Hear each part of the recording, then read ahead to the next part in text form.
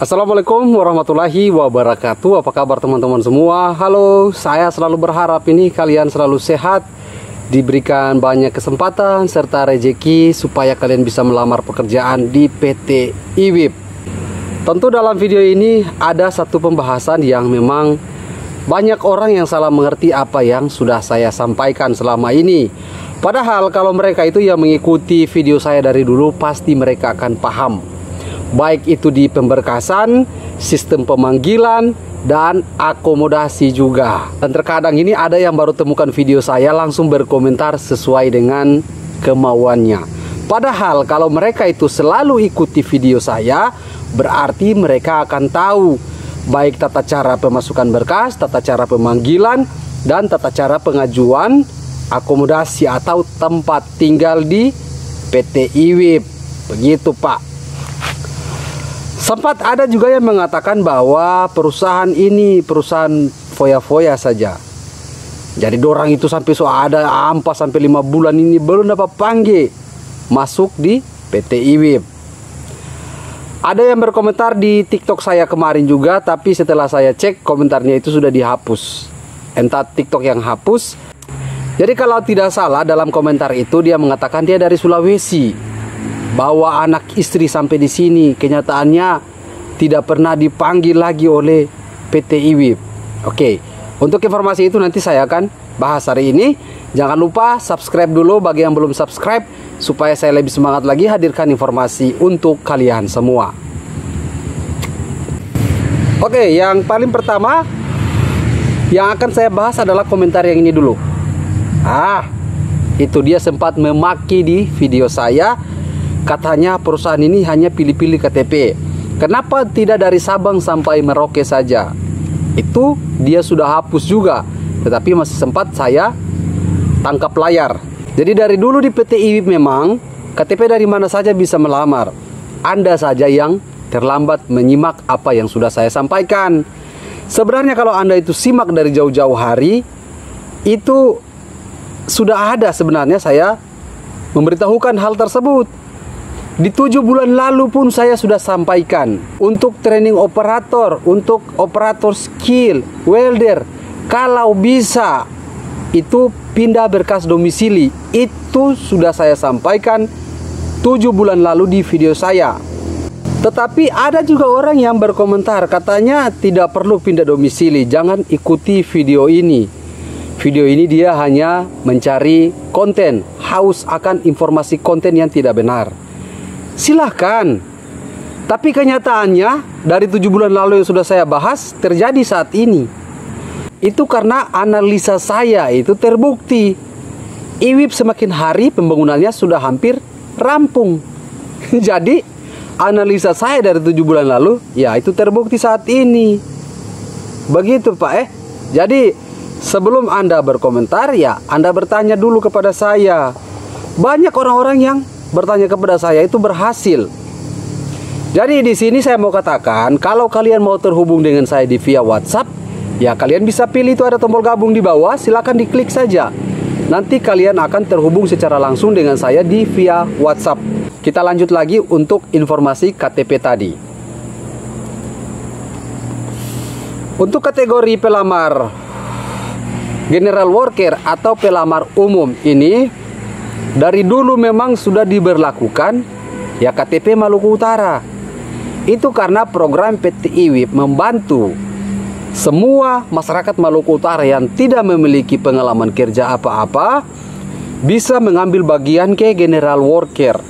Jadi untuk KTP luar dikhususkan harus mengambil welder, training operator, dan juga skill sebagai operator. Itu untuk KTP yang dari luar Maluku Utara. Satu program saja yang dispesialkan atau diistimewakan untuk putra daerah yaitu general worker. Jadi kalau kalian yang memiliki KTP dari luar Maluku Utara, jangan ngotot masuk ke general worker.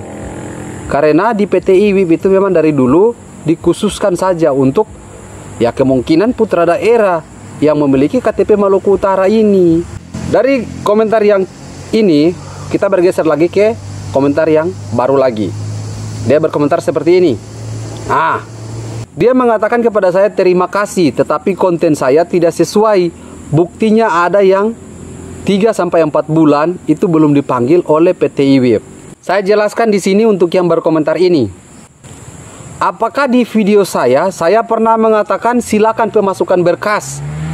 Hanya butuh waktu 1 sampai dengan 2 hari itu sudah dipanggil. Tidak pernah saya mengatakan hal seperti itu, Pak. Rata-rata di video saya mengatakan bahwa sistem pemanggilan di PT IWIB adalah sistem kebutuhan. Kebutuhan di lapangan kerja, kalau memang dibutuhkan berarti langsung dipanggil. Tapi kalau belum ada kebutuhan, ya otomatis belum ada. Ngapain mau dipanggil kalau tidak ada kebutuhan? Kalian mau dipekerjakan kemana? Saya rasa untuk komentar yang ini bisa paham dengan apa yang saya sampaikan ini. Anda cari saja video saya.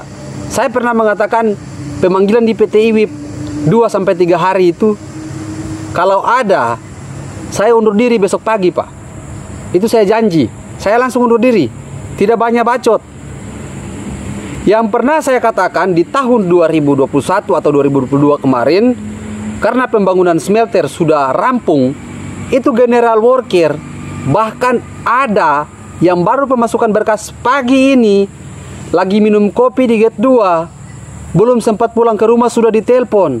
Jadi kalau sesuai kebutuhan, hari ini Anda pemasukan, hari ini pun langsung dipanggil. Itu terbukti kemarin di tahun-tahun lalu. Jadi tidak ada Anda mengatakan bahwa video saya itu tidak sesuai. Pemanggilan ada yang 3-4 bulan, 5 bulan, 6 bulan itu belum dipanggil. Sudah sesuai video saya yang saya bahas. Lagian video yang saya bahas itu kan tentang pemberkasan, bukan tentang panggilan. Dan di video saya tidak pernah menjanjikan tentang pemanggilan. Ada yang bertanya di komentar, kira-kira berapa lama untuk dipanggil bekerja di PT IWIB?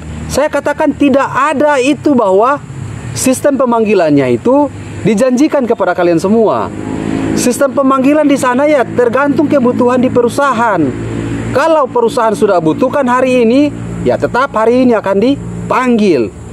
Jadi kalau belum ada, ya tetap belum ada, bos. Jadi saya rasa untuk komentar yang ini, nah, itu Anda perlu simak lagi video-video saya tentang lowongan pekerjaan di PT IWIB. Karena komentar Anda ini tidak sesuai dengan apa isi dalam video saya. Begitu, Pak.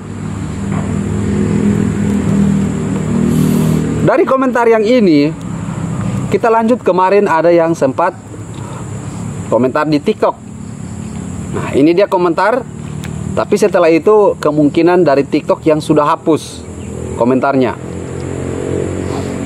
Dia mengatakan kepada saya, tolonglah PT IWIB, jangan menipu kita yang melamar pekerjaan di sini.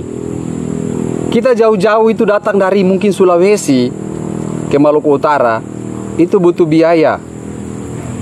Datang dengan anak istri ke sini berharap bisa dapatkan pekerjaan, tetapi kenyataannya di sini hanya dipilih-pilih untuk kategori pekerjaan. Yuk, saya sampaikan di sini kepada Anda. Kemarin saya sempat bahas di video saya tentang biaya hidup di sini. Kos-kosan yang paling mahal itu berapa? Itu sudah ada video saya. Seandainya kalau Anda cek video-video saya, di TikTok pun sudah ada sebenarnya saya bahas tentang biaya hidup di sini. Kos-kosan yang paling mahal itu berapa? Transportasi yang paling mahal itu berapa? Perjalanan dari Loleo sampai ke Lelilev itu berapa? Saya sudah bahas. Saya tidak pernah mengatakan juga, silakan datang itu bawa anak istri ke sini, nanti dapat pekerjaan. Saya tidak pernah katakan itu. Saya pernah mengatakan bahwa silakan melamar pekerjaan lewat email bagi kalian semua yang dari luar Maluku Utara. Karena untuk sistem pemanggilan sesuai dengan kebutuhan. Saya tidak pernah mengajak kalian semua untuk segera datang di loket melamar pekerjaan secara langsung. Tidak pernah saya sarankan. Yang selalu saya sarankan kepada kalian semua, jika kalian yang berada dari luar Maluku Utara, silakan melamar melalui email resmi PT IWIB, supaya kalian tidak susah saat sampai ke Lelilev ini menunggu pekerjaan lagi, menunggu telepon dari staf HRD. Terus ada juga pekerjaan harian yang sudah saya bahas di video saya kemarin. Jadi silakan saja kalau kalian yang sudah pemasukan berkas bisa melamar sebagai tenaga harian. Tetapi itu bukan di PT IWIP, di kontraktor. Saya tidak pernah menjanjikan Anda pemasukan berkas hari ini, minggu depan mungkin akan ditelepon. Saya tidak pernah janjikan itu. Ada sempat juga yang menertawakan saya. Klik gabung kok bayar, Pak. Hehehehe. Anda pikir selama ini saya posting video ini gratis? Saya posting video paling sedikit itu 1,7 giga. Yang paling panjang itu ada yang 2,5 giga. Anda pikir saya pakai daun untuk beli data? Hah? Saya ini bukan tim rekrutmen dari PT IWIP.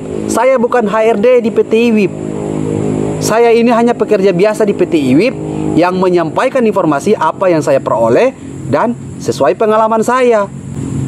Dan biaya langganan kalian perlu kalian tahu, itu saya tidak ambil, saya tidak cek. Saya itu merupiahkan biaya langganan Anda. Saya sumbangkan ke masjid. Nah, ini buktinya kemarin saya sudah serahkan. Nah, jadi jangan Anda beranggapan bahwa klik gabung itu bayar. Saya tidak ambil biaya gabung kalian. Saya kasih ke pembangunan masjid. Jadi Anda itu dapat amal sebenarnya kalau klik gabung dengan saya. Untuk informasi yang terakhir ini tentang akomodasi, saya sudah bahas di video saya 7 bulan lalu. Kemungkinan itu adalah video ke-5 saya dari 200 lebih video ini. Itu ada video ke-5 saya sudah bahas tentang akomodasi di PT IWIP. Kalau tidak salah itu sudah ada 3 video tentang akomodasi saya bahas. Perlu Anda ketahui, sebelum Anda tanda tangan kontrak itu dalam PKB yang diserahkan kepada Anda baca dulu, bos. Staf HRD pun sudah mengingatkan kepada kalian semua, dibaca dulu. Kalau Anda setuju, silakan tanda tangan.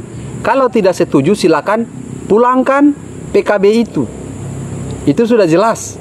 Setiap kali Anda mau tanda tangan itu sudah selalu diingatkan oleh petugas di sana. Kalau tidak sesuai dengan perjanjian yang menjadi aturan di PT IWIP, silakan Anda pulangkan itu formulir tanda tangan kontrak atau PKB. Apa itu PKB? Bukan Partai Kebangkitan Bangsa, jangan saya tumbuh pantat telinga. PKB itu adalah perjanjian kerja bersama. Jadi pihak pertama memberikan kerja ke pihak kedua, yaitu kita sebagai karyawan. Ya kita kan sudah tahu itu aturannya. Jangan hanya ambil itu PKB, diam-diam tunggu sampai staf RD bilang silakan tanda tangan, langsung tanda tangan. Padahal kan tidak baca.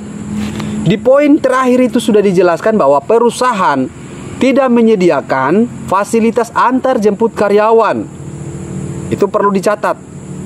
Yang kedua, perusahaan tidak menyediakan fasilitas tempat tinggal untuk semua karyawan.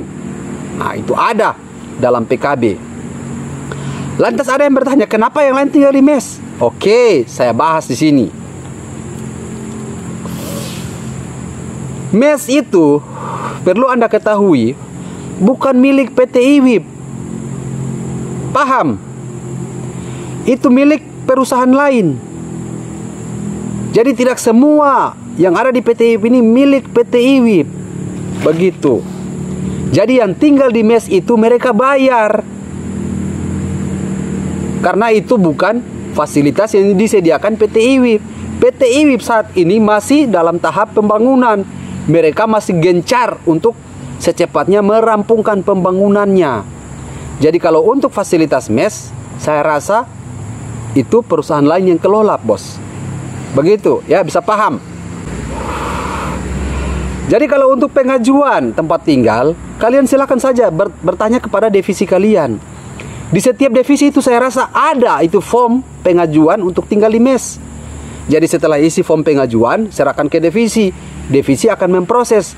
Paling lama itu 1 bulan. Ada juga yang bertanya kepada saya, ini informasi terakhir saya bahas.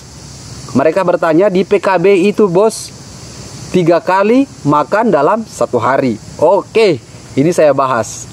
Jadi untuk kalian yang mau mendapatkan makan 1 hari 3 kali, yang pertama itu sebelum ke tempat kerja, kalian mampir dulu ke kantin di mana tempat kalian mendapatkan jatah makanan.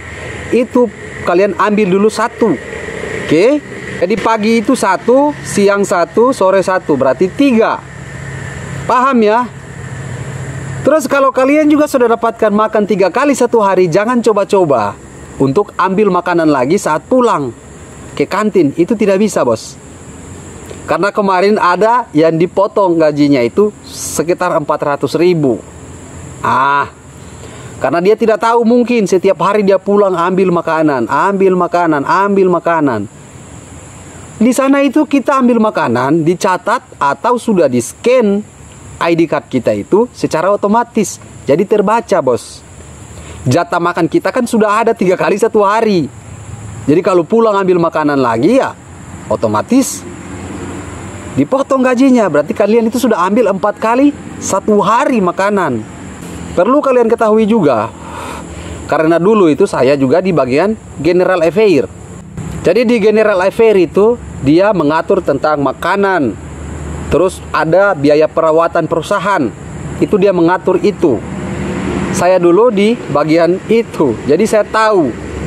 Rata-rata kantin itu juga bukan milik perusahaan. Kantin itu adalah milik perusahaan lain yang bekerja sama dengan perusahaan tersebut. Setiap perusahaan yang berdiri, yang saya tahu di bagian General Affair saya dulu, kantinnya itu bukan milik perusahaan tersebut. Ada perusahaan lain yang mengelola. Sama halnya dengan akomodasi yang sudah saya bahas tadi. Jadi tugas sebagai General Affair itu pengimputan biaya makanan setiap hari, pengimputan biaya perawatan setiap hari. Rp500 pun langsung dimasukkan ke dalam inputan tersebut. Itu kalau saya dulu setiap sore kita langsung mengadakan pembayaran ke kantin tersebut. Tapi kalau saya dulu sebagai General Affair, setiap hari saya input, sorenya itu di jam 3 sudah ada catatan pengeluaran pembayaran kantin. Jadi setelah itu di jam 4 mungkin kita langsung menghadap kepada payroll kantin tersebut untuk pelunasan biaya makan satu hari ini. Jadi kalian bisa paham ya apa yang sudah saya sampaikan hari ini. Semoga saja informasi ini bisa bermanfaat untuk kita semua. Jangan lupa support channel YouTube saya dengan cara subscribe, agar saya lebih semangat lagi hadirkan informasi untuk kalian semua. Sampai ketemu di video saya selanjutnya. Salam dan sampai jumpa. Bye-bye.